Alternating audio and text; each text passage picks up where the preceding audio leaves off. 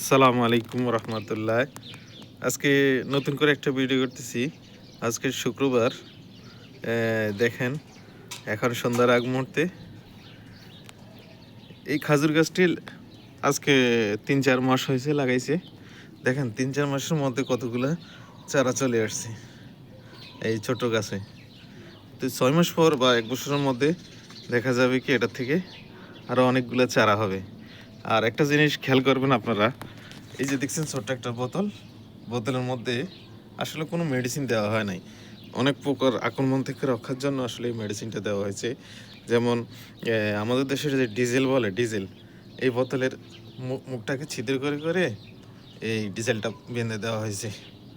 অনেক পোকামাকড় থেকে রক্ষা পাওয়া যায় এই টিপটা। তো আপনাদের ভালো লাগলে সবাই লাইক এবং শেয়ার কমেন্ট করবেন। আসসালামু আলাইকুম।